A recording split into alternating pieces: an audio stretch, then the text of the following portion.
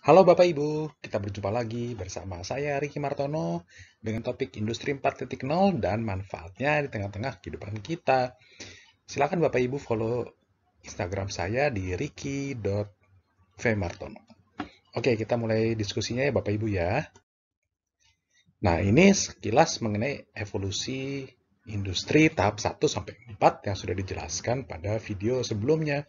Sekarang kita pengen lihat nih, khusus untuk industri 4.0 ya. Apa sih yang sudah diterapkan dan apa sih yang pernah kita lihat? Nah, kadang-kadang kita nggak menyangka ternyata industri 4.0 ini, wah kita sudah pernah mengalami nih. Nah, pertama kita lihat ada yang namanya ojek online ya. Dengan menggunakan platform di gadget kita semua. Dengan menggunakan platform ojek online ini, ya kita bisa menghubungkan antara masyarakat nih di sini yang jumlahnya begitu banyak dihubungkan dengan para ojek online yang juga banyak nih, keperluannya macam-macam kan, bisa untuk nganterin barang, kita mau bepergian, mau nitip beli barang dan sebagainya, kita sudah tahu lah manfaatnya ya. Dan semua ini datanya nanti direkam dalam cloud si perusahaan aplikasi ojek online tersebut. Nah, ini juga merupakan sebuah apa ya, bisa dibilang sebuah dasar lah gitu dari 4.0 ya. Ini sudah kita lihat sebenarnya. Kemudian manfaat apa lagi sih yang pernah kita lihat? Nah, kalau teman-teman pernah pergi ke minimarket, supermarket, atau apapun itu, terus kemudian pembayarannya sudah mulai cashless nih kita, ya nggak? Kita udah nggak lagi menggunakan uang kertas atau uang fisik, tapi kita menggunakan cashless, misalnya kartu ya, e-money gitu. Tapi juga si penerima atau sorry si penjual dari minimarket itu menggunakan teknologi barcode. Nah, jadi barang yang kita beli kan di scan dulu tuh sama dia tuh.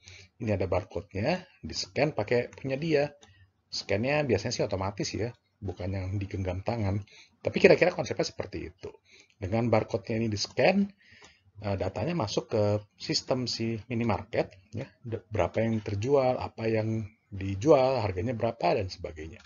Tentu rekapan datanya nanti diakumulasi oleh si minimarket untuk membuat strategi marketing mereka berikutnya. Ya, jadi ini sangat berguna nih. Selain itu juga untuk memonitor berapa sih persediaan stok mereka di setiap minimarket. Nah, jangan sampai kehabisan. Kalau sudah mau habis, ya pasti si distribution centernya atau gudangnya atau di kantor pusatnya harus mengisi lagi tuh setiap minimarket ya. Nah, yang kedua, barcode juga banyak digunakan di sebuah gudang, bukan hanya barcode di minimarket. Nah, pada saat gudang menerima barang, nah ini kan barangnya banyak, ya sekali nerima banyak dan sehari itu wah, banyak sekali dia nerima barang. Nah, untuk memastikan ya datanya adalah real time dan tepat, maka yang paling efisien adalah menggunakan barcode dan scanner ini ya, bukan ditulis satu persatu manual. Wah, itu lama banget. Udah gitu ada potensi datanya salah gitu ya, nggak 100% valid. Manfaat apa lagi sih yang kita lihat? Nah, ini kita lihat drone, teman-teman. Drone ini ya kira-kira seperti inilah ya, pesawat kecil yang terbang otomatis. Jadi ini bukan hanya di film-film science fiction loh. Nah, di gudang juga udah dipakai nih. Ini gudang, bayangkan kita gudangnya tuh besar banget ya. Setiap perusahaan punya gudang tuh pasti besar banget. Dan nggak mungkin setiap tenaga kerja atau karyawan mengecek satu persatu barangnya setiap hari atau kapan. Pastikan mereka juga punya kesibukan sendiri. Dan kalau orang yang memeriksa biasanya validitasnya ya nggak 100% lah ya. Lebih baik menggunakan drone. Kadang-kadang bahkan drone untuk mengambil barang dari satu lokasi ke lokasi lain sampai berat tertentu itu bisa dia angkut sendiri nih. Nah, ini kelihatan kan di sini teman-teman ya. Nah, tapi bukannya si drone ini jalan sendiri, tentunya di kantor ada orang yang memonitor ya kan. Jadi tugas orang atau tenaga kerja tetap ada, tapi kali ini sebagai memonitor, bukan yang mengambil barang itu sendiri ya. Kita meminimalkan lah atau sorry, memaksimalkan daripada pemanfaatan teknologi. Untuk apa? Ya, untuk real time, untuk efisiensi, ya, untuk mencegah kesalahan yang tidak diperlukan. Pemanfaatan yang lain adalah GPS ya. Nah, teman-teman udah pasti udah sering dengar ya.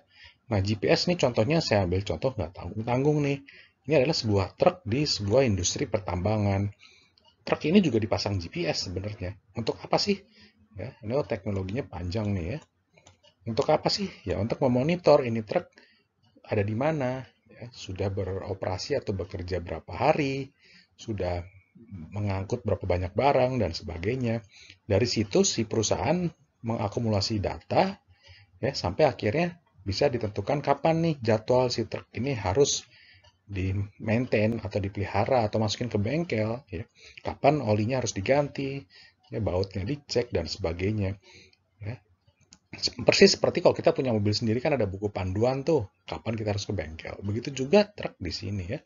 Ini besar sekali, tapi kan kita nggak mungkin memeriksa semua truk, ya, kondisinya diperiksa satu persatu. Maka dari itu butuhlah kita bantuan teknologi atau GPS ini. Ini sangat membantu. Nah, ini seperti yang sudah disampaikan pada video sebelumnya bahwa industri 4.0 itu dikoneksi, ya, dihubungkan dengan jaringan internet. Ya, jadi selain tadi contoh-contoh tadi, kita juga lihat nih dengan teknologi dan jaringan internet kita dapat melakukan komunikasi jarak jauh. Kita dapat mengirim surat, email, ya, tepat waktu, ya. Bahkan semakin lama memorinya atau filenya besarannya bisa kita kirim lebih banyak, lebih besar. Kita bisa kirim foto, bisa kirim video. Masyarakat juga bisa pesan tiket kereta misalnya, ya, atau hotel di website atau berbagai macam platform. Kita bisa kirim gambar, dan kadang-kadang kita juga bisa melakukan pertemuan secara online, ya. Internet sebenarnya memiliki konsep yang sama dengan industri-industri sebelumnya, ya.